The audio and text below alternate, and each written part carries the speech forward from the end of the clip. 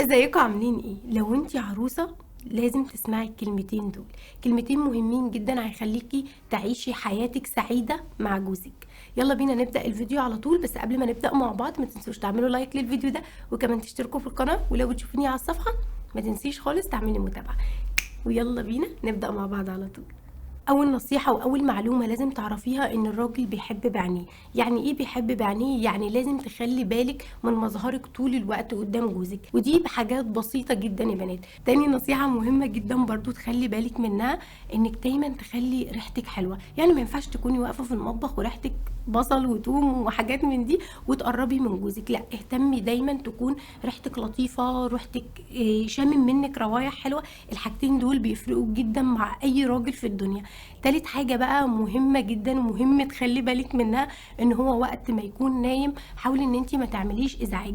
الراجل مختلف عن الست، يعني احنا ممكن ننام في ازعاج وصوت وكده، لكن هما بيكونوا مختلفين عننا، ان هما دايما بيحبوا يناموا في هدوء. فمعظم المشاكل اللي بتحصل في اول العلاقة ما بين المتجوزين بسبب النوم، بسبب يعني الازعاج او الصوت. رابع حاجة زيها بالظبط وهو انك تركزي في الاوقات اللي بيرجع منها من الشغل، او الاوقات اللي بيطلب منك اكل، لان الراجل لما بيجوع بيتعصب وبيبقى متنرفز، وممكن كمان يحصل ما بينكم وما بين بعض مشكلة بسبب الحاجتين دول. فانتي حاولي ان انتي تخلي بالك منهم بالذات في اول العلاقة، لان احنا لسه بنتعرف على بعض ولسه بناخد على بعض.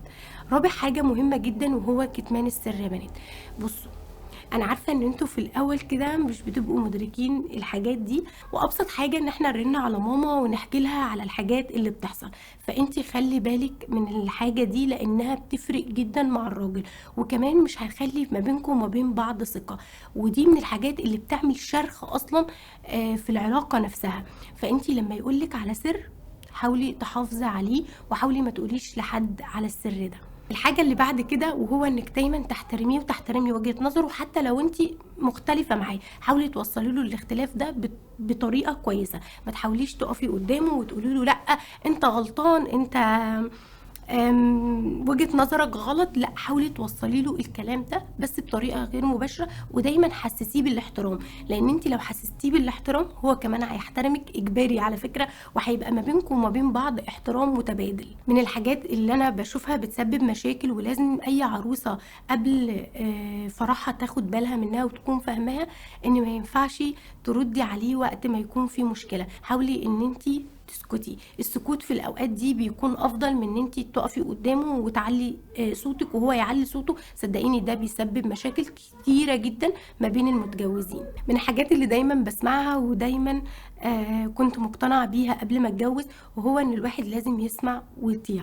لكن احنا دلوقتي وبعد طبعا كده، لو انا قلت لكم انك لازم يبقى السمع والطاعه لجوزك هتاخديها بطريقه مختلفة. بس عايزة اقولك ان ربنا قال لنا كده، انك لازم تسمعي وتطيعي لجوزك. السمع والطاعة هنا يا بنات مش معنى ان انت تقللي من نفسك، او ما يكونش ليكي وجهة نظر، او ما يكونش ليكي كيان في الحياة اللي ما بينكم. بالعكس، انت كده بتقدريه وبتحترميه.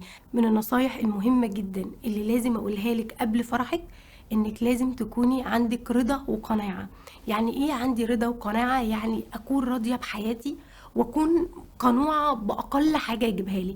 يعني لما يجيب لك هدية ما تقلليش منها، ما تفضليش طول الوقت تقارني ما بينه وما بين راجل تاني، ما تفضليش تقارني ما بين الحاجات اللي بتيجي لصاحبتك والحاجات القليلة اللي هو بيجيبها لك. صدقوني لو الحاجات دي طبقتوها حياتكم كلها هتكون مختلفة.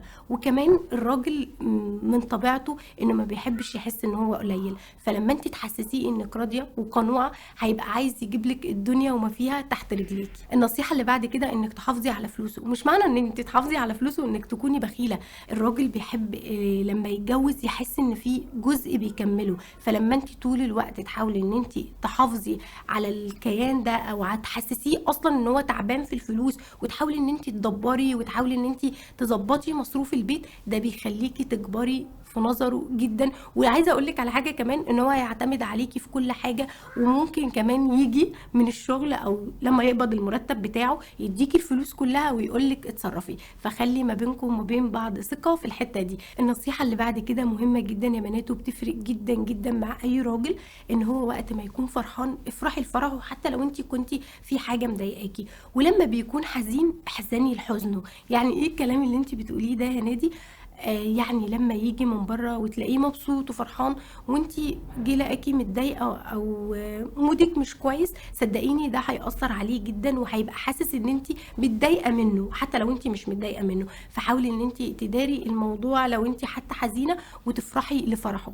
وبرده العكس، لما يكون حزين احزني لحزنه، وحسسيه ان انتي قلبك عليه، لان ده من الحاجات اللي بتفرق جدا وبتقوي العلاقات، وبالاخص في اول الجواز. اخر نصيحة بقى، ودي بعد ان شاء الله ربنا ما يكرمك تجيبي اولاد، يعني لازم تحافظي على اولادك طول الوقت، يكون مظهرهم كويس، والبيت كمان يكون شكله نظيف طول الوقت. او تحاولي انك تحافظي على البيت على قد ما تقدري، ونظافة البيت وكمان نظافة ولادك، لان ده من الحاجات اللي بتفرق جدا مع الرجالة.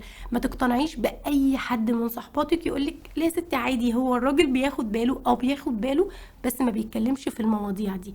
فلما بيحصل بقى مشكلة بتلاقي بيقعد يتكلم عن الحاجات اللي اوريدي انت مقصرة فيها. انا عارفة ان الحاجات دي كتيرة قوي، بس صدقوني لما هتطبقيها واحدة واحدة حياتك هتكون مختلفة. عايزه اقول لك نصيحه من اختك او من اخت ليكي.